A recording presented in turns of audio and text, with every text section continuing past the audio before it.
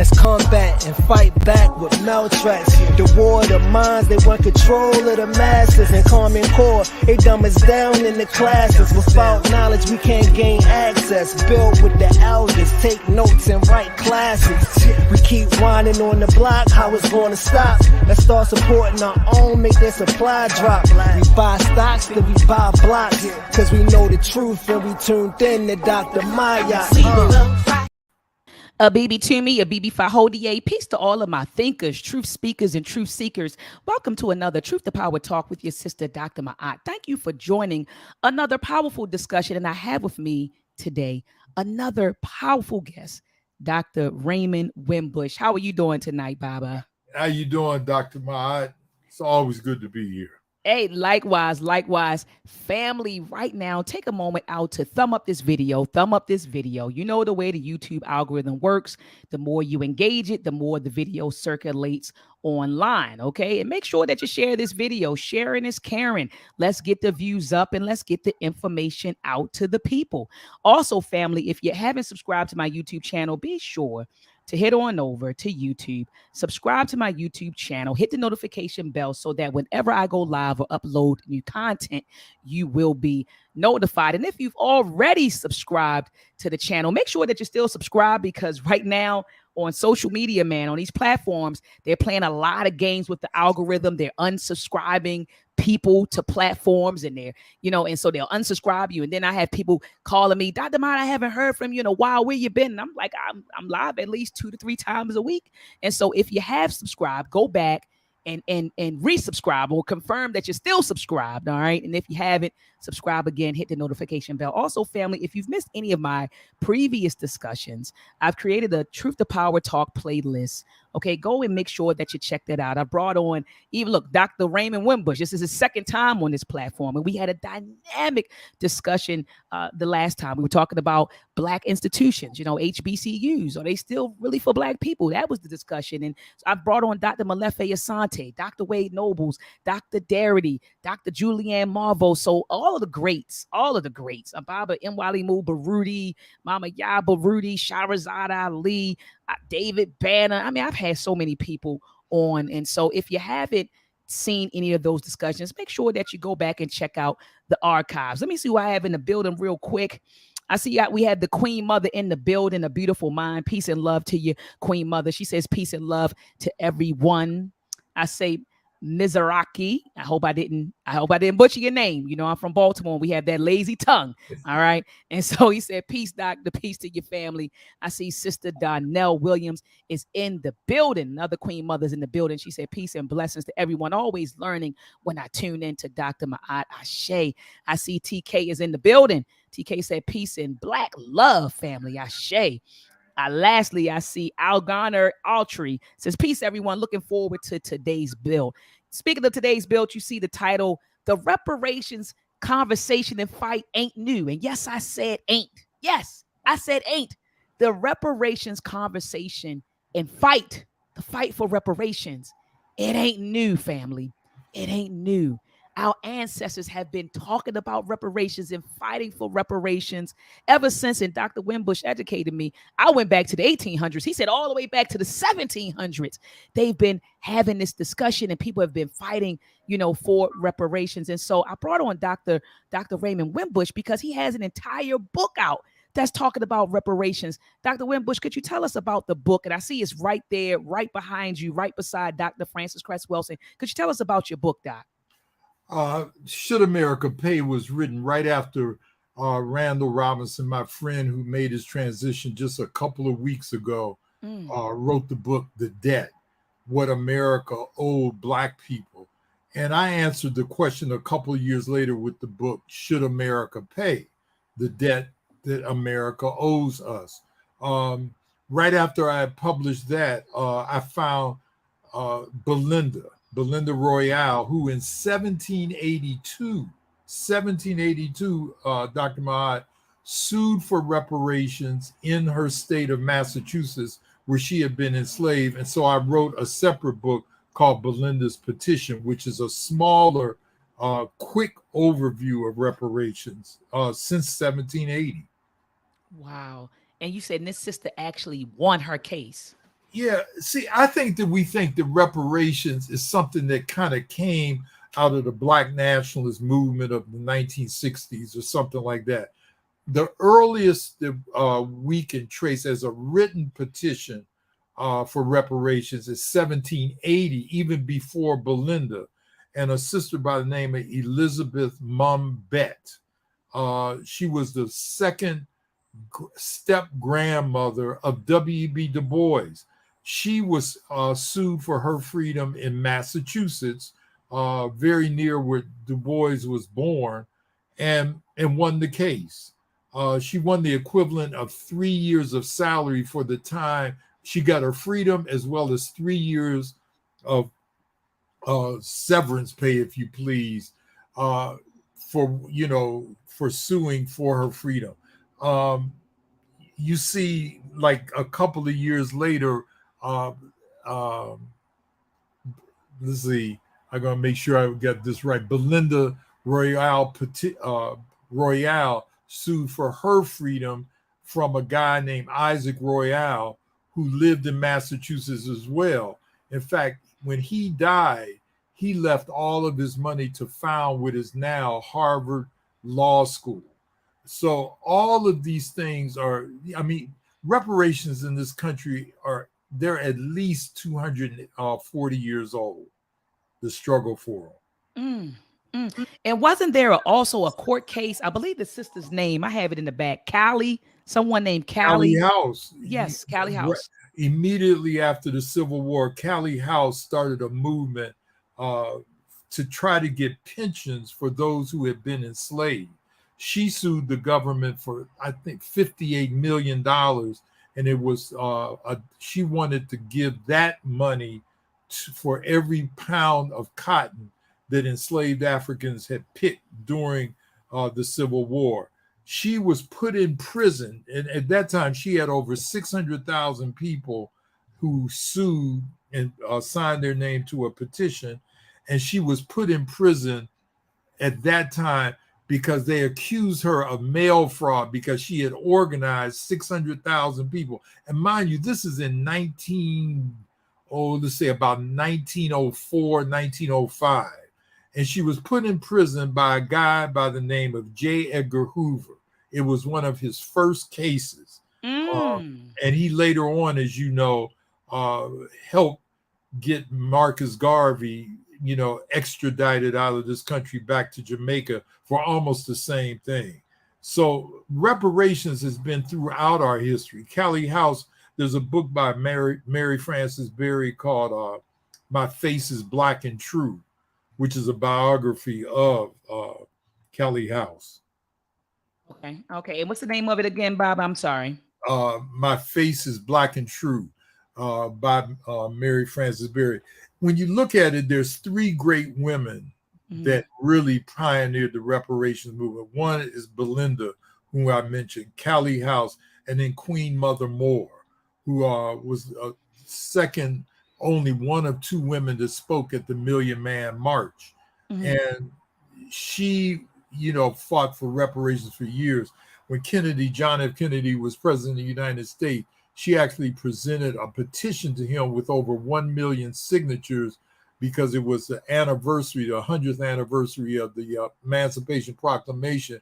And she argued with Kennedy to give reparations for Black people. So the issue of reparations has a very long and, steady, persistent history in this country. We just don't know about it. Yeah, absolutely. Absolutely. And I couldn't agree with you. I couldn't agree with you more. Dr. Winbush, why do people credit, the whole reparations movement with the Black nationalists or the Black power movement? Why do they lump that in? So like you said, it goes back to the 1700s. But when people think about the fight for reparations, people think about the Black power movement. And so why do people connect that? I mean, aside from being ignorant of history, why do you think that connection is made? I think it was made, Dr. Maat, because we oftentimes as Black people don't believe we can get justice from white people. And in fact, many times we haven't been able to get justice from white people. The nationalists in the 1960s really took up the issue of reparations. And in 1987, of course, the National Coalition of Blacks for Reparations in America was formed, or NCOBRA, by Imari Obadele. The New African Movement, which had farmland in Mississippi, called for 5 states to be given over to Black people. Was all pioneered by Black nationalists, and they also pioneered reparations. Queen Mother Moore was a part of that. So the modern reparations struggle has always been about Black nationalism. There's been some usurpers, and I don't know if we want to talk about them, but there's been some, how can I put this in a nice way? There's been some blackface, advocates of reparations nowadays who are backed by white people, and particularly white nationalists, who are getting paid very well to pretend that they are struggling for reparations. And in fact, they are not. Okay. So we gotta be aware of that. So it's some folks out there, like you said, that look like us and say we're fighting for reparations, but it's white nationalists who are actually backing these people. So we have to be, I guess, cognizant of who we support. Yeah, and for example, on that point, reparations has always been a international struggle. It unites the Black community throughout the world, or African community throughout the world.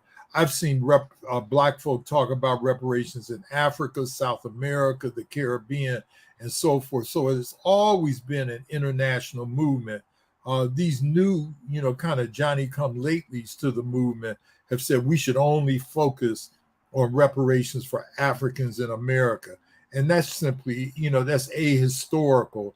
And they would see people like Callie House as being kind of old school and not really acknowledge the work that our ancestors did on an international level. So Doc, are you saying that we shouldn't? Because there are folks that say, and I'm sitting here thinking about multiple people, multiple organizations who said that we should focus on us.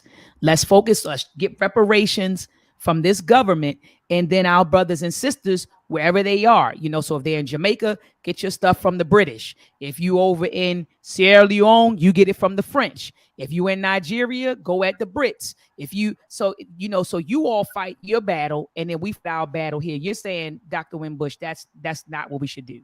No, it isn't. I mean, you never see Jewish people. If I go to Australia, for example, Jews in Australia support Israel. If I go to Argentina, Jews in Argentina support Israel. Black folk are the only ones who put nationality over what Marcus Garvey said, race first. We are united as an African people across the world. And John Henry Clark, the late Black historian, he said that the only difference, that we always talk about where we were dropped off in Haiti or Brazil or Charleston, South Carolina, but we need to, as African people, talk about where we were picked up. And where we were picked up is Africa. And we have to remain a united African people on a global level. And again, some of these newer groups, backed by white people, of course, don't want Pan-Africanism talked about among Black people. They want us to talk about it just in our homeland. Absolutely. And I'm all the way. I'm all the way for, I consider myself a Black nationalist and a Pan-Africanist. And so I'm about, fighting for liberation, and freedom and liberation. I'm sorry, liberation and sovereignty. That's what I meant to say. Liberation and sovereignty for Africans here and everywhere. You know what I mean? It's not just us here. So I'm with you on that 100%. Dr. Winbush, can we talk about you mentioned NCOBRA earlier, and so in other organizations who have organized around the issue of reparations and fought for it. Could you talk to us about, NCOBRA, and I know that there's another one down in the Caribbean, Dr. Winbush. You're talking about CARICOM. CARICOM. So could you talk about them? And even I know you were doing some stuff in the 90s with Dr. Khalid Muhammad and Brother Jabari Nator. So could we talk about some of the reparation endeavors that have gone on, some efforts that we've organized? Yeah, could we talk about that? Well, in Cobra, let's start with in Cobra, which is the oldest, founded in 87. In Cobra started off to teach people about reparations. The thing is that many of us have like these false ideas about reparations. For example, if you ask Black folk in this country, what is the beginning of reparations, most people will say, oh, it's 40 acres and a mule. Well, people need to study Sherman's Field Order number 15, which doesn't say anything about a mule. It does say something about 40 acres. And what we need to do is study the history of reparations. I find that many of the people who are talking about reparations don't know its history. And Cobra started out by educating people.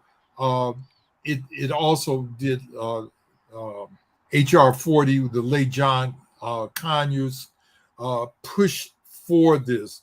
There was a gentleman by the name of Reparations Ray in Michigan who encouraged the late Congressman Conyers to push for a bill that would study reparations on a national level. It just got passed about a year ago in April of 2022 through the House. You have groups like in the Caribbean, CARICOM, the Caribbean nations who have united around the issue of reparations in 15 countries. I gave a lecture in Scotland a couple of years ago, and I was surprised how organized people in Europe, Black Africans in Europe, are on the issue of reparations. So again, there's been a lot of activity around it. This is why right now you have discussions at the national level about reparations due to the work of these organizations. Absolutely. Absolutely. And could you talk about your efforts? Because like I said earlier, I was made aware by Jabari Nator that you did some work in the 90s with Dr. Khalid Muhammad, and you all organized, I think it was like the Million Youth March on Washington for reparations. And I might be butchering it, Dr. Winbush, but could you educate us on that whole thing? What we did in 2001, we organized the March on Reparations in Washington, D.C. We worked closely with December 12th, which is another group in New York, to help. And we brought out about 40,000 people on the mall in Washington, D.C. The other thing is that the late Randall Robinson and we were doing a workshop in Toronto. It was like 1990 or something. Well, maybe a little later than about 98, 99. And the reparations struggle didn't have a book. And that's why The Debt is such an important book to read by Randall Robinson. Again, I followed it a few years later with Should America Pay? We needed like a history, because a lot of people, again, don't know the history of the reparations struggle. So we did a lot of work. I mean, it's so much to, I held a huge meeting when I was teaching at Fisk University, and we brought a bunch of people together for a 3-day conference on reparations. That was like in 1997 or 98, and everybody was at that meeting. So we've done a lot of work over the years. It's not been something that we've done over the past 4 or 5 years, but at least the past 30 years. What are your thoughts on what took place, a couple of weeks ago with the NAACP and in California? There was some, Dr. Whip was like, remember that they were talking about like giving Black people $5 million, and then the NAACP came out and they were just like, no, this is what we want. And then the president, I guess, of the chapter out there, he did an interview with Roland Martin, and he was like, no, we never said that we didn't support cash payments. We never ever said that. When I read the letter, it seemed like that was clearly what they were saying. But he said no, and he was just like, they just kind of threw out the $5 million number. They didn't do any research, We just wanted to make sure we didn't get lowballed and blah, blah, blah. What are your thoughts on that entire situation? Well, you really want to hear it. The California Commission right now is really in a mess. It's a big mess. You have what happened a few weeks ago is a guy named Amos Brown. He's a minister up in San Francisco. The California Commission initially said we're going to give everybody about $200,000 plus Black folk, if you can trace your lineage back to enslavement. The San Francisco City Council appointed a commission to study reparations, and they said they were going to give $5 million to each resident, Black resident, eligible resident in the city of San Francisco.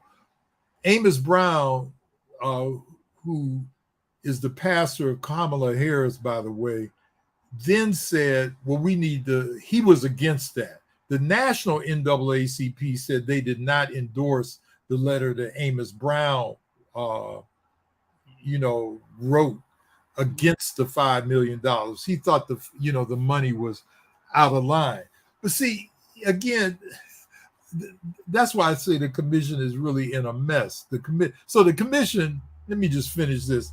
They raised the money from $200,000 plus to say we're going to give them $300,000 plus, $1,000 plus, to eligible residents of California, Black residents of California, if they can trace their so-called lineage back to enslavement. I'm opposed to that. The $5 million that San Francisco said, oh, that's too much money. But what if they had said, we want to give 50 cents to every Black resident of city of San Francisco? People would have said that would have been too little. What if we had said $50 or $500? How much should we pay for the damage the African people in this country receive from enslavement? Right. And so when I said $5 million, when they said $5 million, I don't think that's enough. So people were decrying the number, saying it's unrealistic. What should we pay for the descendants of those who were enslaved in this country? That is the question. Right. What should we pay? And you have a lot of figures out there. Dr. Darity said $14 trillion. Right. Should be, he said it's trillions. And I mean, and that's just, he wasn't even taught, like if we factored in psychological and emotional damage and, that was just, a number that he calculated based on, what would be needed to close the racial wealth gap that exists between us and white folks. But he was saying he said $14 trillion, Dr. Winbush. Well, the Accra Declaration in 1994, a group of Black African economists, sociologists, historians got together, and you can read it online. It's called the Accra Declaration. They said that the cost of enslavement, colonialism, the extraction of minerals out of Africa like gold, diamonds, oil, mahogany, all of this, the displacement of at least 60 million Africans taken during the transatlantic slave trade, that amount came to $77 trillion. So we're talking about enormous numbers here. But you always begin, when you're going to sue somebody, you always start with a number bigger than you think that you're going to get, and you negotiate. So I support what San Francisco said. I don't support what the California Commission said with this $300,000 if you can prove your lineage. Again, this is something that the Johnny-come-latelys to the reparations struggle have come up with. And I could name names, but there's some of them online right now because I can see. Trolling. That's all. They're trolling. They are. Yeah, they just trolling, Doc. Now let the trolls be the trolls, coming in here saying stuff we ain't even say. Yeah, saying stuff we ain't say. So anyway, Dr. Winbush, how do you feel about people framing the fight for reparations as a moral debt? I've been hearing people say that it's a more like it was a clip that went viral of a sister. Shout out to brother Phil Scott and African Diaspora News. There was a clip that he showed of a woman, a sister. She was talking to, I believe it was a mayor it may have been a mayor, but I know it was a politician, and she called out the politician's connections to white supremacy, and she was talking about, you know, reparations, and she framed it as a moral debt. She said, "This is a moral debt." What are your thoughts when people say stuff when you heard that? Because when she said that, Dr. Winbush, I kind of cringed, like moral debt. And Dr. Amos Wilson, in his book Blueprint for Black Power, talks about in the chapter entitled "Crisis of Leadership," and he talked about, you know, the people who want to appeal, you know, they go the moral route. Then you got people who they're the black nationalist route. Then you have the conservative or the neoconservative route. So he was saying that, you know, all of this stuff, he had critiques on each one of these types of leadership, you know, so where people try to appeal to white folks their morale, you know what I mean? And so she said, this is a moral debt. And when the sister said that, I was just like, this Dr. Winbush. So what are the dangers of framing reparations as a moral debt? Well, you're talking about extracting morality from an amoral country. This country is not moral. So when you start framing, saying, well, they should do it because it's the right thing to do, or they need to exercise their sense of morality, you know, I just laugh at that. To me, reparations is a matter of justice. I can roll with that. Reparations is a matter that this country owes us and our ancestors, as well as their descendants, a debt, as Randall Robinson says, and I try to point out in Should America Pay, and that is a debt based on justice. And we see this because other groups have received reparations. Jews have received it for the Holocaust. Native people in this country have received it. You look all over, the Maori people of the South Sea Islands have received it. The Japanese have received it because of their incarceration. They didn't appeal to the morality of this country saying it was the right thing to do, or they should do it because, you know, well, I'm not going to say that, but what I'm saying, you cannot extract morality out of an immoral system. You can extract justice out of a amoral system. People do the right thing. I mean, the Civil Rights Bill is an example of justice, and it came during a time of the immorality of the South and other places in this country. Absolutely. So, you know, I don't ever try to appeal to white folks' morality because I'm not sure it exists. Absolutely. I mean, I couldn't agree with you more. And Dr. Winbush, how do you feel about, because people are like, man, we ain't getting reparations. The dollar's getting ready to crash anyway. They have this whole BRICS alliance. And so now these other countries are deciding to trade, you know, they're dropping the dollar. I mean, I've been seeing stuff on social media. I've been reading articles on it. And I believe it's called the BRICS alliance. So you have Brazil, Russia, who's that? Brazil, Russia, India, China, and Saudi Arabia. Right. Yeah, right. So they formed this BRIC alliance or BRICS alliance where they're like, look, we're going to form our own currency. You know, we're going to exclude the West. We're going to form our own currency, and we're going to trade in that currency. So, what is the fate of the U.S. dollar if that happens? So what is the fate of the U.S. dollar if that is, because it's happening? It is happening. So what is the fate of the U.S. dollar, and how is that going to impact the U.S. economy and specifically us, right? Because we live here. So what are your thoughts on that, Doc? Well, I mean, you already see a crack in the white world about the economies. For example, the euro, the European alliance, it got shattered when, the UK broke away from that, which caused problems. The war in the Ukraine right now is, polarizing the so-called Eastern nations like Russia, like China, and even India, which historically claims it is neutral, to align itself with a more just world. The United States dollar has always been like the faith currency of the world. But even the United States, I mean, we have to look at history. The killing of Muammar Gaddafi under the Obama administration. Gaddafi wanted to have a currency that would just be for Africa, a common currency for Africa.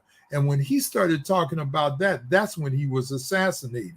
So you have to, the white world doesn't want the world of color, if you want to put it that way, the non-white world, to have any other currency other than the US dollar. And they'll go to war for that.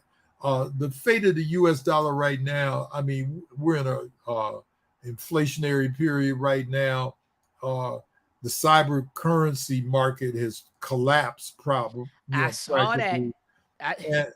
Right. And so, I think that African people have to always study what is going on internationally. That's, again, why I have, little faith and none in some of the reparations people say we should only be looking at the United States and what we should do with us. We've got to look at the entire world of Africa and what is best for us. I strongly suggest people read Randall Robinson's book, Quitting America. When Randy left this country, he told me in 2001 that he was going to give up and move to the Caribbean. I didn't believe him. But his book, Quitting America, probably has the best essays on why Black people need to start thinking outside of the United States where they want to live. And I think it's the best critique of the United States since James Baldwin wrote Fire Next Time. Come on. And Doc, if we don't extricate ourselves from this country, when it burns, we're going to burn right with it. Exactly. We're going to burn right with it. Go ahead, Doc. And remember Dr. King, whose 55th anniversary of his assassination was just yesterday. Absolutely. He questioned towards the end of his life after the March on Washington. He said, am I integrating Black people into a burning house? Yes, he did. So Dr. King recognized, and we don't talk about Dr. King when he reached out to Nkrumah in Africa. He always saw the struggle as international, as did Malcolm X. So I think that we have to think more internationally about the state of this country and where Black people's place not only is in this country, where it is in this country, but around the world. No, absolutely. Absolutely. And someone corrected me. Thank you so much, Brother Keith Shea. He said the BRICS, when I said BRICS earlier, I said Saudi Arabia, but the S stands for South Africa. And thank you. It was another sister in the chat also. I want to say it was Sister Danielle, but they said Brazil, Russia, India, China, and South Africa. And I see that there was an article right here, and this is probably where I got it from.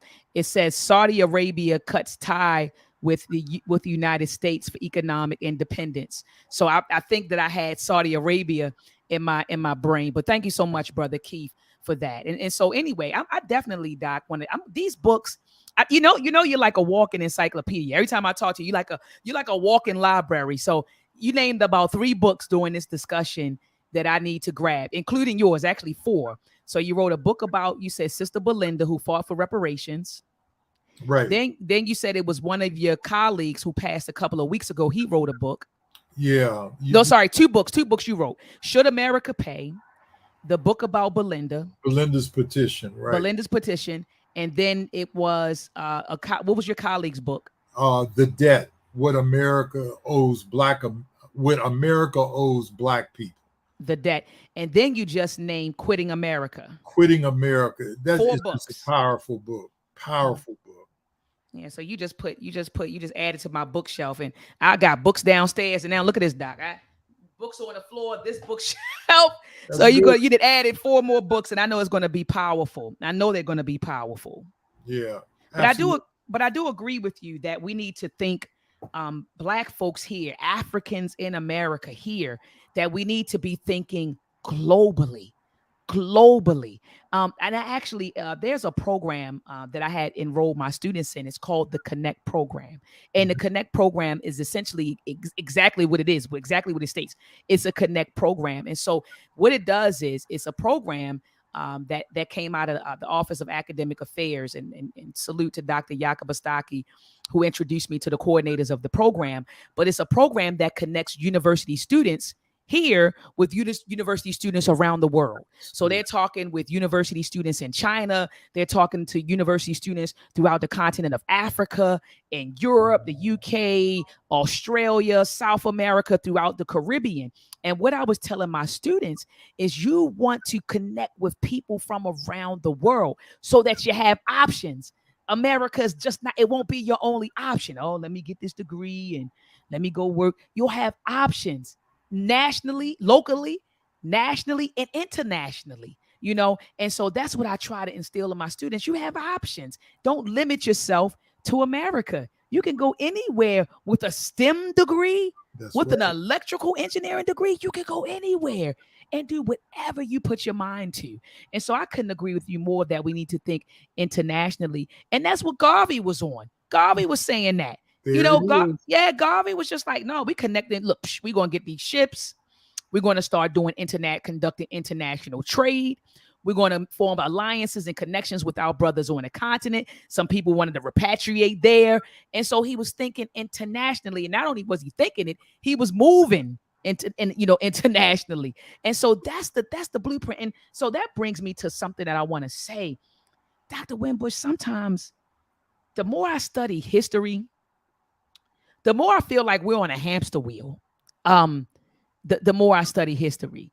I was, and let me give you the source of my frustration. So there were some brothers who contacted me. Hey, Dr. Maat, we want to talk about, solutions to the Black plight in America. And we have a chat room on Clubhouse. So this is another platform, Dr. Winbush, called Clubhouse.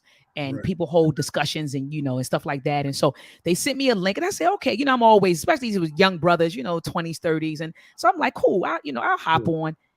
Dr. Winbush, I got on that daggone in that discussion. And they started, first of all, their assessment of what's happening with Africans in the States, in America, and Africans globally, the assessment was totally wrong. Okay. Then secondly, the solutions, which was based on inaccurate assessments, was totally wrong. And not to mention, Dr. Winbush, the solutions were, we already did it. We tried those in the 1800s. So I'm talking to the brothers. I said, have you ever read the book, The Color of Money or The Color of Law? Or have you ever read? So I'm just laying out some stuff. And no, I ain't read that. have you read Blueprint for Black Power by Dr. Amos Wilson or Powernomics by Dr. Claude Anderson? Or have you read, hey, have you read this? No, Doc, I didn't read. I said, brothers, study your history. Because some of this stuff that you all are proposing, we've already done it before. And we see how it ended up, right? Study your history. But so Doc, I think that sometimes, and that's what I say, I feel like I'm on a hamster wheel. Like we're just going in one circle. So I'm like, okay, they tried this in the 1700s. That didn't happen. And then we tried in the 1800s and 1900s. And here we are in 2023 having the same discussions about the same thing. I'm tired, Dr. Winbush. Like, I'm tired. And Dr. Baba Baruti, he calls it revolutionary burnout. And he said it happens. But I'm like, we have the same, we're fighting the same fight. It's the same fight. And it's 2023. It gets frustrating sometimes, Dr. Winbush. So what are your thoughts about that? Like I said, I'm a student of history. So I see what's happening. And I'm looking at these people think this stuff is new. And I said, none of this stuff. You know how they say in the Bible is nothing new under the sun. It's nothing new under the sun. The same struggle that has been going on is still going on. And you get to a point sometimes when you're studying history, you just see the cycle and it's disheartening. So my question to you, Dr. Winbush, is how do you cope with that? Being a student of history, right? And then you listen to people propose solutions that we tried in the 1800s that didn't work. Or they're ignorant of the solutions that our ancestors have proposed that we never implemented. It's just like how do you deal with that being a student of history? Does it get frustrating at times, Dr. Winbush? Well, yes, it does. And I think the reason why it gets frustrating, look, I'm going to say something very, Lamar Burton said it a long time, reading is fundamental. Come on. And a lot of us are, I'm going to give you a tangible example. I had a friend of mine and she told me how she was debating this sister on line, and the sister said, well, where do you get your information? And my friend said, I get my information from books and studying. And she said, that's the problem. The other, that's the problem. And so she said, well, where do you get your information from? I get it from the internet. Like, that was superior to doing systematic study of everything. What I'm finding, this is my 50th year of teaching higher education. I started in 1973, and this is 2023. I've seen an erosion of students, and I'm talking about young people. Come on, I see it. Mediocrity. This is my biggest criticism of young people, is that they don't read anymore, or they read stuff like I've asked students, when's the last time you read a book? I've had people say, I've read coffee table books. They'll say they've read something by Terry McMillan. Ain't bad if you want to read a novel. But if you say something about Amos Wilson, like you casually mention Amos Wilson or Malefia Sante or John Henry Clark, they're clueless about who those people are, and they haven't read. So their subject, and the internet, while it can be it's a tool, it's not a final word. You have to use the internet like you would use a hammer or a screwdriver or a pair of pliers. You use it to understand, but you don't use it as a final source unless it's been verified. So what I find, the reason why we keep repeating the same thing is because each generation says what I'm doing is totally different, because they think they haven't read anything about the past. They haven't read history. So I've asked people who are like, I don't want to call names like the FBA and other groups like that, ADOS, but they will say, I never heard of Callie House. I've never heard of Queen Mother Moore or Belinda or Mum Bet.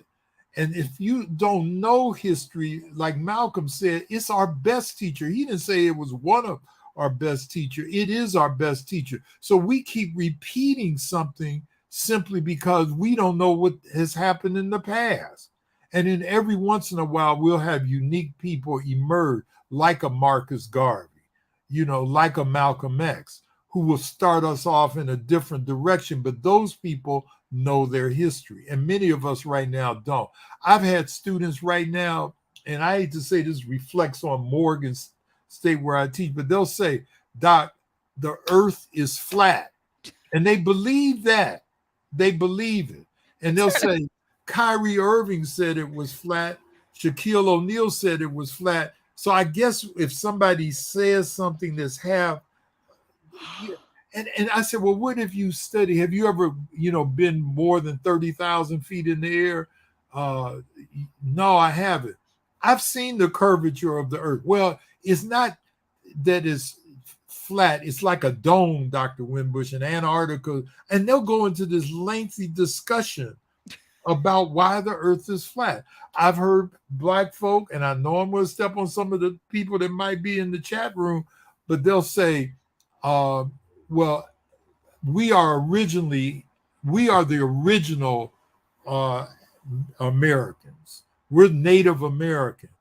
I said, well, what happened to Africa? Because we know that all life originated in Africa. Right. I mean, anthropologists have proven this, and paleontologists years ago. Well, we were born in this country. We originated in this country. Then we went to Africa, and then some of us were captured and brought back here as enslaved people. I mean, some of this stuff is, Ivan Van Sertima and people like that. Of course, there were Africans in this country 10,000 years ago. No doubt about that. Ivan Van Sertima said, have you read anything by Ivan Van Sertima? Who is that? They haven't read. And so they keep saying they're open to these kind of wild ideas of flat earth, and we originated in this country. I don't even want to say. No, we qualified as just an anti-intellectual movement happening right now in the community. Right. There is That's what's happening. It's literally an anti-intellectual movement taking place. And you know what? You know, when I hear foolishness like that, Dr. Winbush, you know what I say? Turn off YouTube. That's right. Turn off. I say, brother, sister, and I talk to my students, my brothers, my sisters. Yeah, I'm your professor and all that. Brother, sister. Right. Who are you listening to?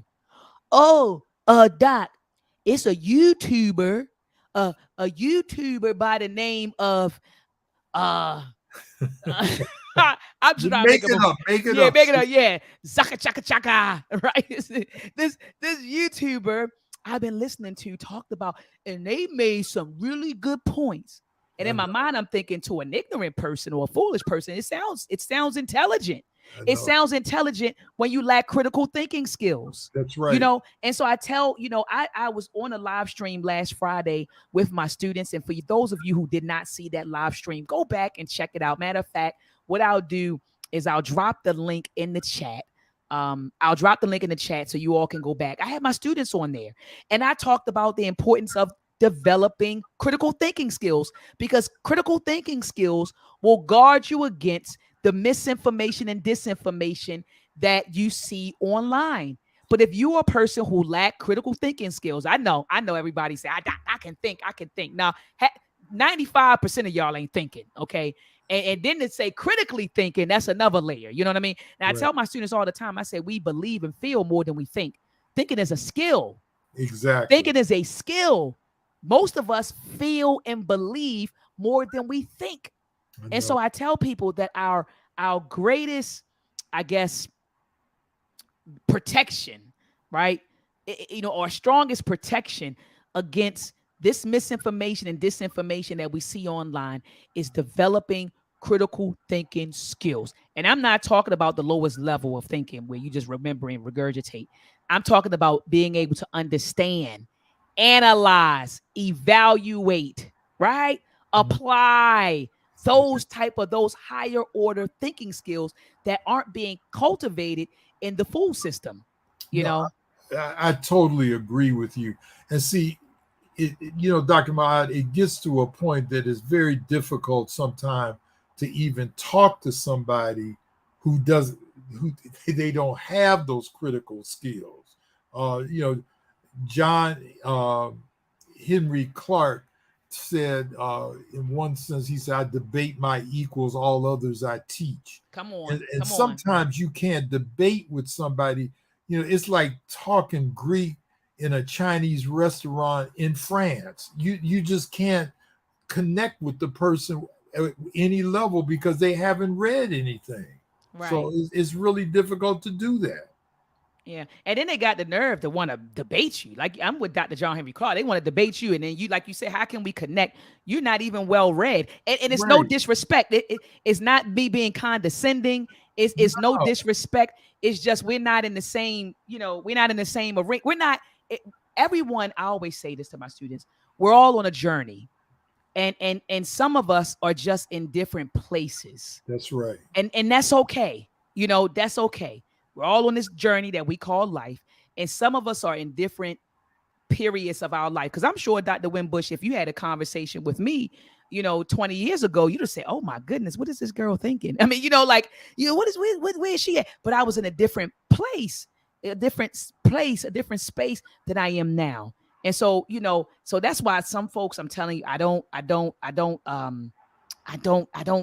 just don't engage at times, because I know that I'm dealing with an ignorant person or a foolish person. And I don't mind ignorance. And then sometimes that I want to say this, foolish and arrogantly foolish, and those are the fools I want to stay away from. Now, if you're ignorant, I don't mind, because if you're ignorant and you're teachable, then I can teach you. But when you're arrogant and you're foolish, I'm learning. And it's hard sometimes, Baba. Sometimes I entertain the trolls. It's hard. But when you're arrogant and foolish, I walk away. Doc, I want to close on this note. What are your thoughts about people? Because it's this narrative that's being spread on the internet that African people don't like us, They don't view us the same.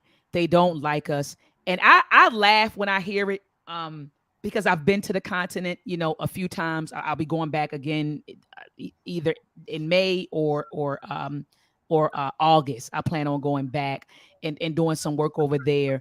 And every time that I've gone over there, I've been treated with nothing but respect. Now, were there times when I got over there, the brothers trying to sell you stuff? Oh, here's my mud cloth. Here's this, here's that, here's this, here's that. And it irritated me, absolutely.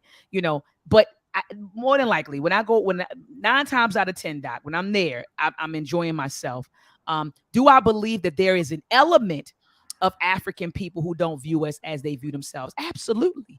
But I think that is foolish. And I also think that it's ignorant to condemn an entire continent of people based on an element of people who don't see us the same. But what are your thoughts on it? Well, I was in Ghana a few years ago, a colleague of mine at the University of Ghana. And it was interesting. He said, well, I was talking to him about how, many American Africans say that, Africans don't like it. And he said, well, there's a tribe here in Ghana and other parts of Western Africa called the Iban tribe. I said, Iban tribe. I had heard of the Awe and the Asante people, Yoruba, but I had never heard of the Iban tribe. He said, yeah, they say, I've been to, Europe, I've been to Italy, I've been to England, that was the tribe.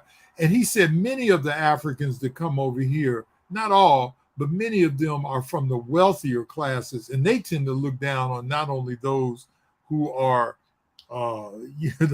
American, but even among themselves. So I don't, I've been to the continent, I don't know, 11 or 12 times, all parts of it. And I've never been treated badly. And I've never heard anybody saying to me, I hate Black Americans and all this stuff like this. I think sometimes, this stuff is spread by the system of white supremacy to make us dislike each other.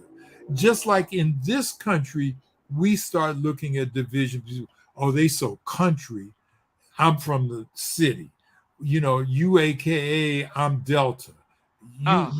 Mega Sci-Fi, we are always looking for divisions, and we need to be looking for points that we can unite on. There are bad Africans, but there's bad American Africans too. It doesn't mean that, to condemn an entire group of people based on maybe one experience that you have had doesn't make any sense. That's non-thinking behavior. Absolutely. Absolutely. And I'm glad that you mentioned that. Should I condemn, shoot, I live in Baltimore, Right. I live in Baltimore. Well, we live in Baltimore. I'm acting like you somewhere else. We right in Baltimore. That's right. And I cut on the news every day. And women, you got women, children, elders being caught up in crossfire because these brothers out here shooting and carrying on. So should I just condemn all Black men and say, you know what? Based on what I see in Baltimore, Black men, no, it's like, it's crazy. Or the sisters, there's sisters out here that are running wild and doing some reckless stuff. So should we just say all Black women are? No.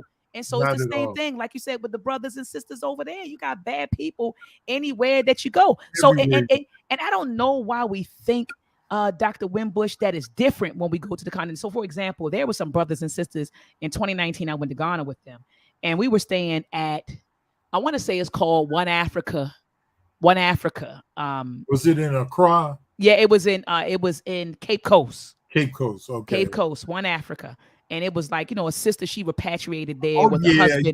Yeah, she repatriated there with her husband. He ended up transitioning, and she's still there. She's in her 80s. Yes. And she actually has a school called Akoma Academy over there, Akoma Academy of Sciences there. But anyway, when we were there were some brothers who, while we were there, they didn't lock up their, I guess it was a bungalow that I would call it the bungalow.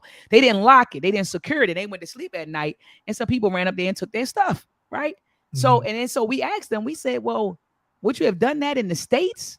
If you were somewhere, like if you were in Baltimore or Atlanta or Dallas or wherever, Oakland, wherever, right? Wherever, Chicago, would you have stayed in a bungalow and not locked up your stuff? No, I wouldn't have done that. So when we're over here, Why didn't you secure your stuff? So like you said, Doc, it's bad people everywhere. And we can't say, oh, they just because they don't like black people, that's why they stole our stuff. No, it's bad people everywhere and things happen. And so you can't condemn everybody based on. I even had some bad experiences. I laid out a Nigerian lady at the post office because she had disrespected an elder that was in front of me. I laid her out. But I'm not going to condemn all Nigerian people based on that experience, with her. And we have a habit, Dr. Winbush, of doing that. And so anyway, Doc, can we talk about your books? I know I have you 5 more minutes. Talk about your books again.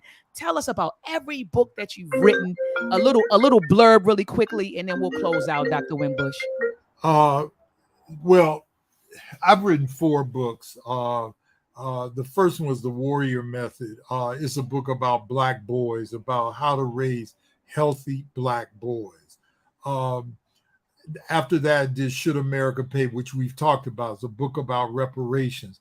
And I followed that because some people said, Should America Pay is big and I got to study that. So I said, okay, let me write a book about a sister, 240 years ago who got reparations and make it simple.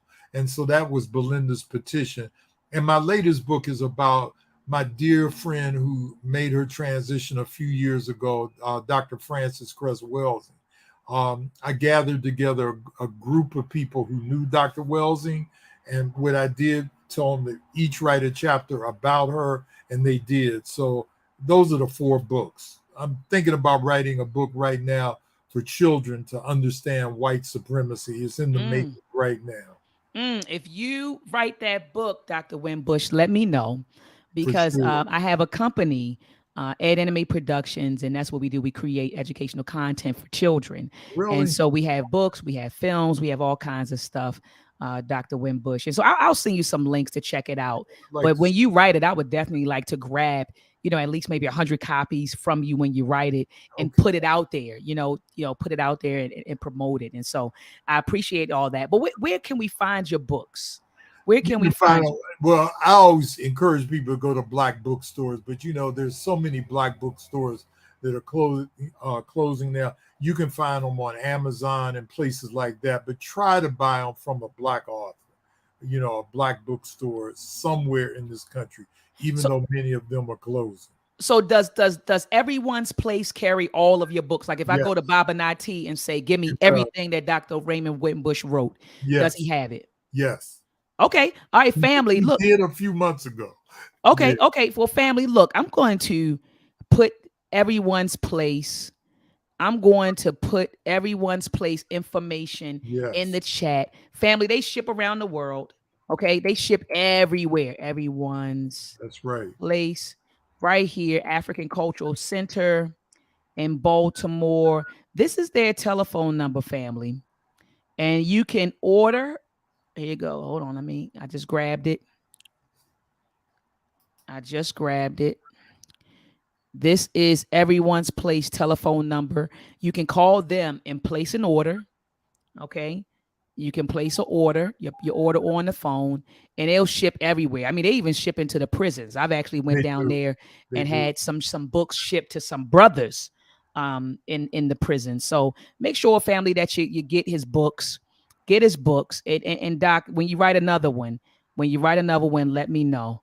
Let me know, because I definitely wanted that. I think that would be a dynamic book. Like, what books out there do we have to teach our children? We talk about it, but our children, so that they understand what is racism, what is white supremacy, like what is it? And so I think it would be phenomenal.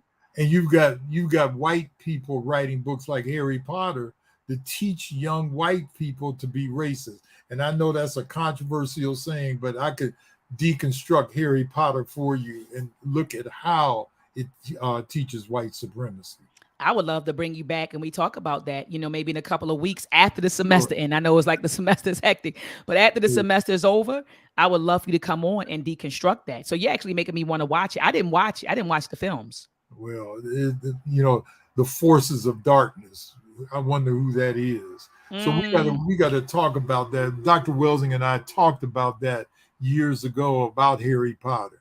And she said we need a book to teach young Black people to recognize white supremacy. So that's what I'm working on.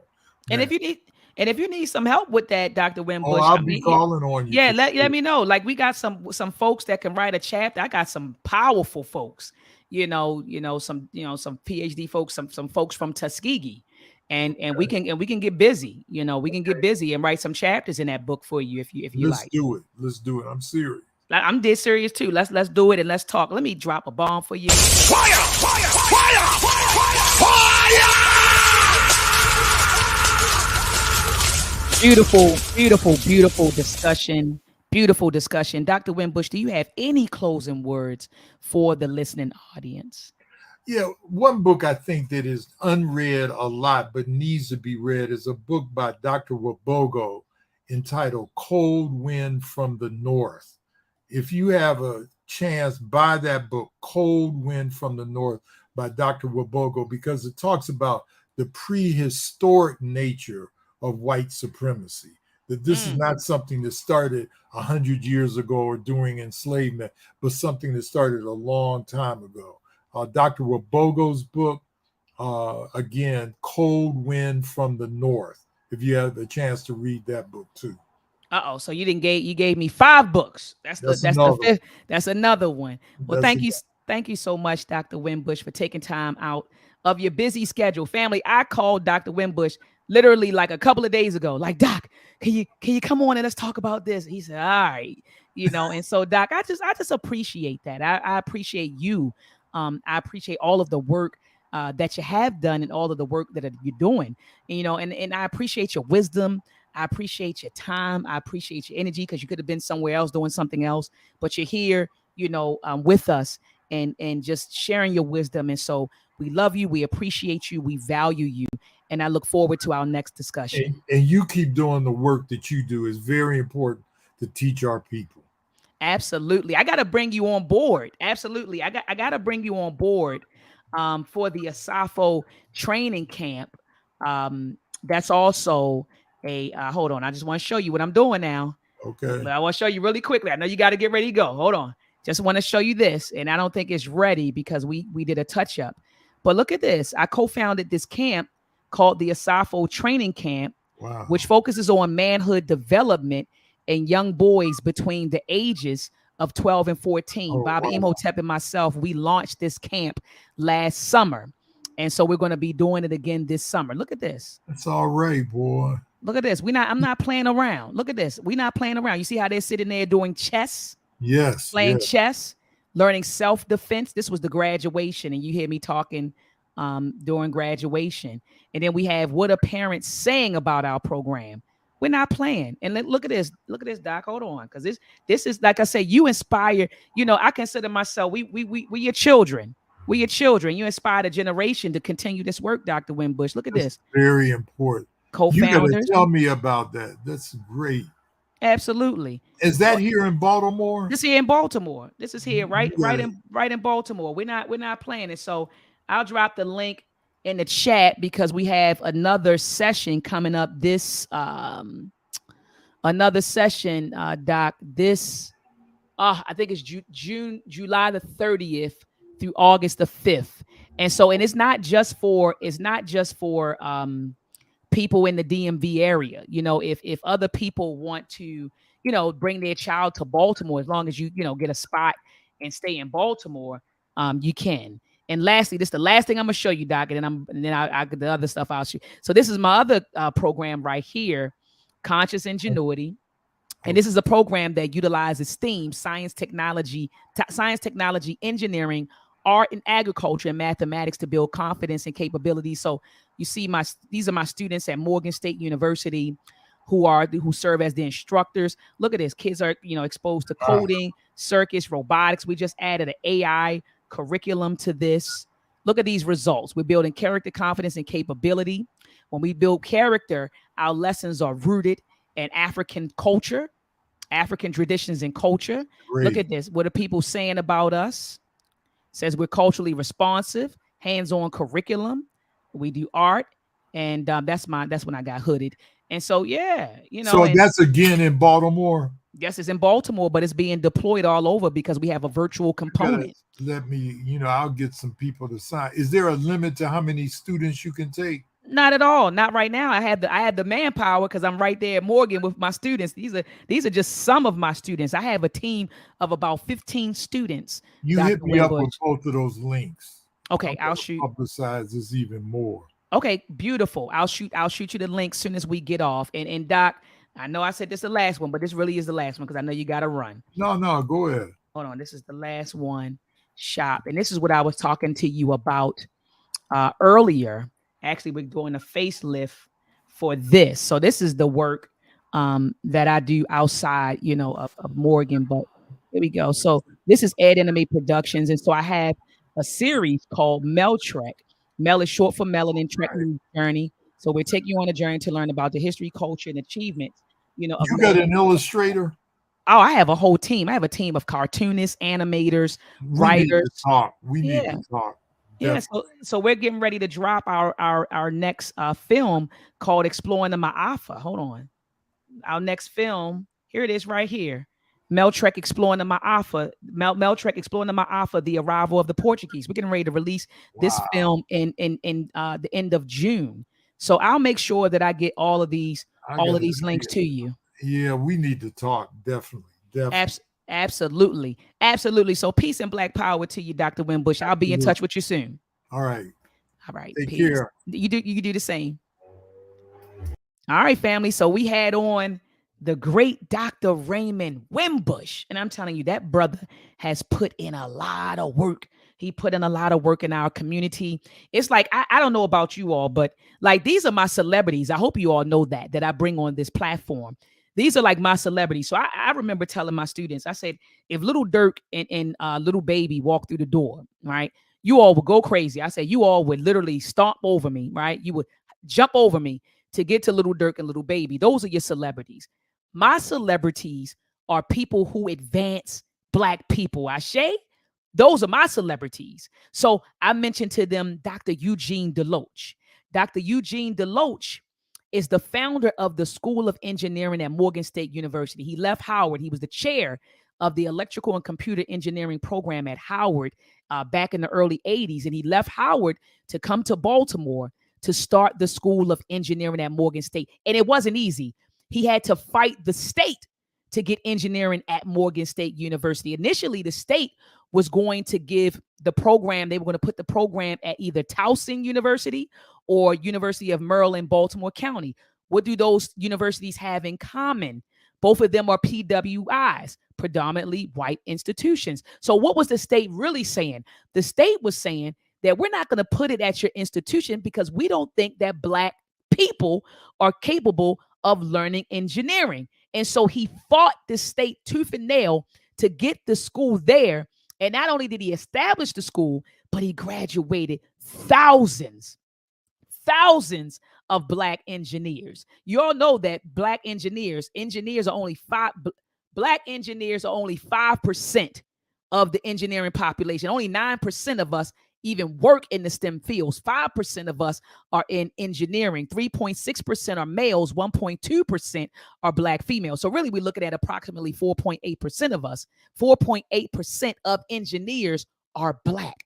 And so this man graduated thousands of them. So I told my students, that's my celebrity, right?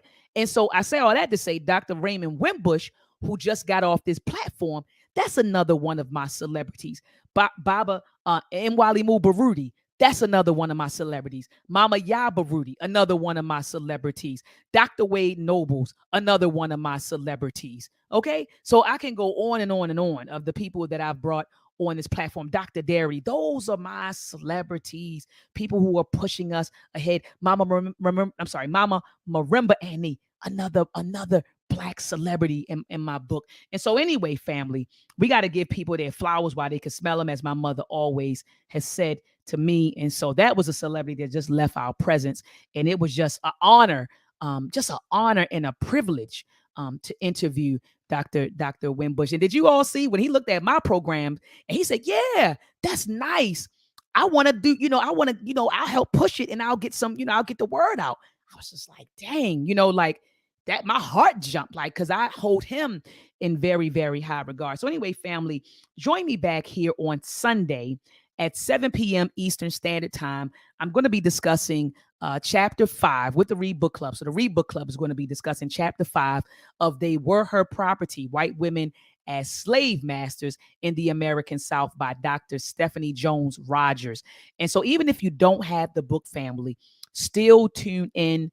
I'm telling you, you're going to learn a great deal of information just by listening. So even if you don't have the book, haven't read the chapter, we're going to be talking about white women as slave masters. And what I love about this particular book is that it dismantles, it destroys the misconceptions that we have, about enslavement, especially the role white women played in enslavement. And so it tears down a lot of misconceptions about slavery. And so anyway, family, make sure that you join me back here at 7 p.m. Eastern Standard Time, okay, for the Read Book Club.